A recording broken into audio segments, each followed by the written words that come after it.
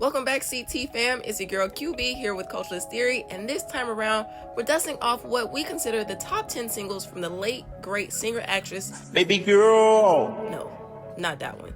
Baby girl, better known as Aaliyah. Yeah, that's the one. With nearly 3 dozen singles released between 94 and 01 across 3 studio albums and various movie soundtrack placements, she's amassed nearly 300 weeks on the Billboard Hot 100 and sales in the multi-millions during her brief but spectacular career. Be sure to hit that thumbs up if you like it, share and subscribe if you love it, and tap in on the merch and Patreon if you support it. Now that that's out of the way, let's up, jump, and boogie right into it. Number 10, The One I Gave My Heart To, Fall of 97. Launching our list is the last single from her sophomore effort. The Diane Warren penned ballad got a remix treatment when the video arrived over a year following the parent album's release. The transition from her tomboy look to embracing her youthful, girly exuberance while singing in the rain was priceless. The passion Aaliyah has when she belts this one out had us feeling like these were personal scribbles from her diary put to music. We already knew she had it in her because of another single lurking somewhere up this list, with this one further solidifying those capabilities. Bring back the days when teenage girls would sing like this. Sweet and heartfelt, even if you weren't in the midst of a puppy love affair, The One I Gave My Heart To had everyone in earshot feeling some type of way. So much so that it peaked within the top 10 on both the R&B charts and the Hot 100. Believe it or not, its Engine number 9 positioning made it one of the millionth highest charting single on the Hot 100. It nearly went platinum on top of that, making this album-ending singles wrap-up ballad a lovely way to signify the conclusion of the era of the LIYAH. Number 9, I Don't Wanna, Winter 2000. Just 3 short years prior, Aaliyah made proclamations that she was hot like fire.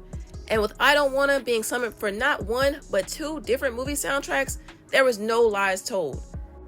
You can be forgiven for not recalling its inclusion on the Next Friday soundtrack that dropped right at the end of 1999, as this early jazzy fizzle product shizzle is more commonly tied to the Romeo Must Die flick, the film where Aaliyah co-starred alongside Jet Li and the late DMX. I Don't Wanna was actually the B-side to the more popular hip-hop and R&B duet Come Back in One Piece with Darkman X. One got a video, the other one was I Don't Wanna. But despite the sideways treatment of this gem, a great song simply cannot be denied. It still managed to kick around on the Hot 100 for 20 consecutive weeks and peaked at number 5 on the R&B and hip-hop charts.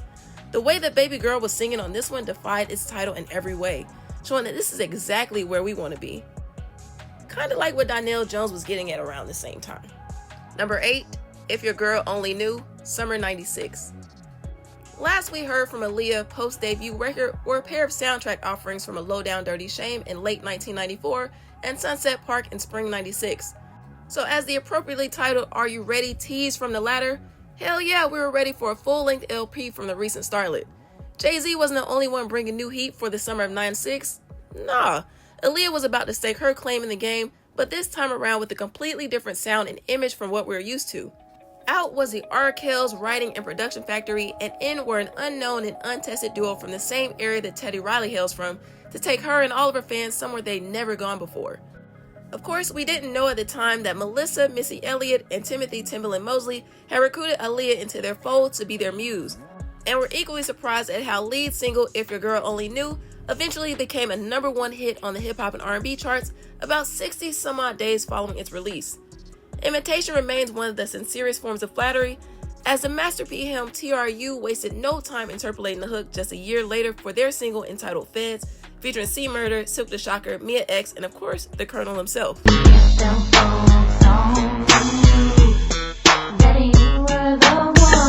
This gold-selling single marked the beginning of Aaliyah 2.0 for all intents and purposes, leading us into the next single on this list, which is number 7, One in a Million, Fall 96. The album's titular track was technically the 3rd single from the album, but as folks here in North America will always consider it the 2nd, as a Slick Rick feature Got to Give It Up didn't see a single release here in the States. You know, when people encounter the unknown, they tend to shy away from it, and legend has it that a couple of radio gatekeepers didn't want to put this record on, being that it sounded like nothing else that was on R&B radio at the time. But thank goodness not all the DJs on the soundscape shared a similar sentiment, as this mid-tempo groove about digging on someone that's, well, you've heard the song. Those of us who caught the album early on had already latched onto what Missy and Timbo were cooking up on this one right here, so to hear it on the radio and get a video? Shit, boy. Number 6, Miss You, Fall 2002. It's sad that Baby Girl's heavenly departure was the only reason we finally got this Lucy. First recorded by her basement stablemate Genuine for the 1999, once Aaliyah heard it, she was inspired to do her own rendition and use it for her eventual third LP. But the record execs, they didn't love it. Whatever they were token, it clearly impaired their judgment as this sweet lullaby topped the hip-hop and R&B charts in 2003, simultaneously taking the bronze on the Hot 100. The soft chirping birds in the background, Aaliyah's syrupy delivery and relatability across the song draws you in, making you reminisce on the love that you had with the one who got away. While she wasn't a songwriter herself, this really felt like it was yet another unearthed gem from her diary in melodic form. Could any of y'all out there ever imagine Mr. My Pony pulling this track off with the same effect? No chance! No chance in hell! Number 5, Back and Forth, Spring 94. 1994 was a landmark year not only for hip-hop jams, but also on the R&B tip, with newcomers flooding the airwaves day after day. And out of absolutely nowhere comes this barely 15-year-old teeny bopper in baggy jeans and dark shades with a party jam that jump-started Friday nights for kids and adults alike.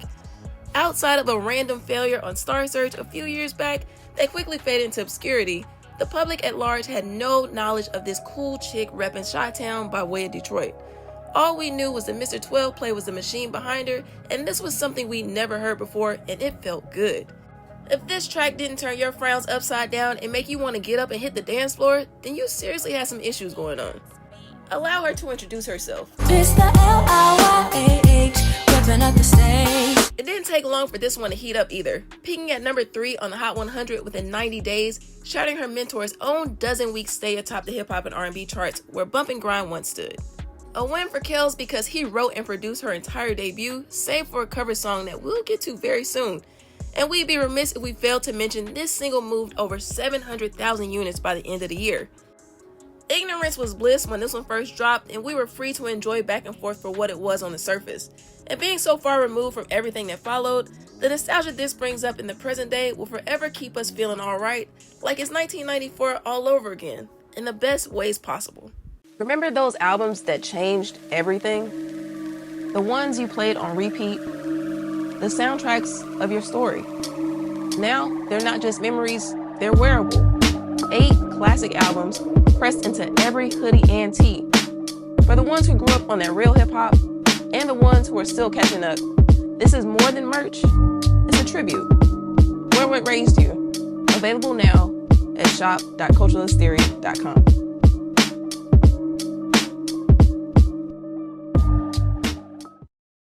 Number 4, Rock the Boat, Summer 2001. We were in the full swing of the new millennium, highly anticipating some new from our firmly established trio of young R&B starlets of Aaliyah, Brandy, and Monica. History repeated itself for the third round of albums, with Leah blowing first smack dab in the middle of Summer 2001, about half a decade after One in a Million. So of course, we ate up the lead single We Need a Resolution, with a bookend verse from the track's producer, Timbo the King, simply because it was something new. After devouring said album in the sweltering July heat, track number 3, Rock the Boat, had the feels of a summertime smash straight from the get-go. Blackground Records almost got it wrong once more, as they intended More Than a Woman, a solid record on its own merit, to be the second single. However, Baby Girl fought tooth and nail to ensure the masses got this one next. It officially hit airwaves just 4 days prior to the plane crash that claimed her life among 8 others after shooting her parts to the upcoming video in the Bahamas. The lion's share of the eponymous album was penned by the late Static Major, this one included. Essentially, this was a step-by-step booklet on how to please her in the bedroom.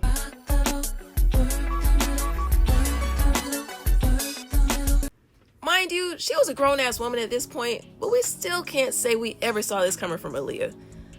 But lo and behold, she had the whole world chanting its sexually charged hook as if it were the national anthem. And while the corresponding visuals that were eventually released for it were stunning, if that's all we'd have to give up to still have her here with us today, we'd opt for that in a heartbeat. While technically not a number-charting single, it did win 3 Soul Train Awards and was nominated for a Best Female R&B Vocal Performance Grammy, all in 2002 after she got her wings. The replay factor on this one remains sky high, and for those of you who had this one as your number one Aaliyah single, we wouldn't argue you down too much. Alas, there are 3 more tracks that we feel are even more timeless, beginning with number 3, At Your Best, You Are Love, Summer 94. We'll never know exactly how Kelly was able to pull this performance out of the young, fresh, and new teen queen in 94, but the updated production and buttery soft vocals from Miss Aaliyah Dana Houghton on this Isley Brothers classic is, dare we say it, equally good, if not better than the original. Shh.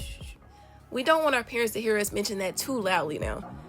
The sophomore single from her debut album almost mirrored the chart performance of Back and Forth on both sides, which led the album to multi-platinum success. Sure, the bones for a wonderful song were already there, but Aaliyah served it up to a whole new generation, with many not realizing this was indeed a cover song versus an original composition. The only person we've heard do a rendition of this caliber is Ron Isley's own niece, Alex Isley. Go down another rabbit hole of her discography if you dare, and just super thanks us for it later. Got it? Good. The video remix for The Steppers is equally dope as the album version, so it really depends on what you're in the mood for this one. A little thump in your trunk, or the sensually seductive bedroom loving edition. Number 2, Are You That Somebody? Summer 98. School had just let out for the summer, and Brandy had finally dropped her sophomore effort to set things off. It had already been almost 2 full years since One in a Million ran its course, so everyone was wondering when Baby Girl was going to resurface on the music scene. Par for the course, with no album on the horizon, it was time for some more soundtrack work. The lucky recipient of her output this go-round would be the Dr. Dolittle soundtrack, which was the epitome of having a project with only one good song on it. The next time you ever look up Turbo Booster in a dictionary, Are You That Somebody should be about the 2nd or 3rd example listed. Case in point, the song itself went gold, peaking at 21 on the Hot 100, single-handedly carrying the album to number 4 and running up sales to not just platinum, but double platinum plus status. My oh my, the things that went down before the internet and streaming services. Now tell us any other song that you remember from this soundtrack. We'll wait. The newly minted Baby Girl owned radio stations all summer long alongside B. Rocka and Monica's 4 times platinum single, The Boy Is Mine, in the summer of 98. This 4.5-minute earworm was another showing off of just how good the chemistry was between Aaliyah and Timbo was becoming. But our crown jewel single of her career was another 2 years into the future, and if you haven't figured it out already, we now present to you Chicks to play hard to get on that Aaliyah shit. At first I don't succeed, then believe I split. number 1, Try Again, Spring 2000. When your shit is dope, it doesn't take long for the hottest rapper in the game to start biting it. Now does it? Hov apparently caught wind of this track in its production stage and knew that it was going to be a hit when the masses got a hold of it, and it turned out he was right. Clearly aware of the hiatus his muse had been on at the time, Timbaland immediately sets off the track with a borrowed line from one of hip-hop's greatest of all time, followed by an ad-lib scratching noise before Aaliyah Y2K steps in and hits us with the ultimate dose of yes, no, or maybe. She told y'all she wasn't easy a long time ago, but since you didn't hear her the first time, she figured she'd remind y'all one more again. This time over a head-nodding track from a producer who quickly become one of VA's finest to start the new decade/millennium off proper. And for a young lady whose reputation is built on mystique, this one felt like a natural evolution and turned out to be a pinnacle of the Aaliyah-Timbo collabs. Try Again would be the lone Aaliyah single to top the Hot 100 and the first in chart history to do so on airplay alone, as it never received a physical release stateside. Chalk that up to being chained to the Romeo Must Die soundtrack and the marketing suits being unnecessarily timid about the song's potential. At least we got an equally enjoyable video to go with it. And that took on a life of its own, winning a pair of MTV BMAs later in the year. Did we mention that her styling was, as she would have said, off the chain here as well? God damn, no wonder Jet Li was jumping off the walls to get to her. Just as any other guy that laid eyes on her would try to as well. The Grammy-nominated Try Again was also in the top 5 of many other charts across the globe, effortlessly cementing her place in history among the greats in the world of fashion and contemporary R&B of the 90s and 2000s alike. Alright fam, how was that for a trip down memory lane? Can't believe we're pushing up on 25 years since Baby Girl's taken her spot up in heaven. No matter when they actually dropped, her music's always had a timeless feel to it. So what y'all think? Did we call this one right? Leave your thoughts about it down in the comments, and remember to like and share this with a friend or 10. That's going to do it for us here at Culturalist Theory. Once again, this is QB. I'll see you in the next one.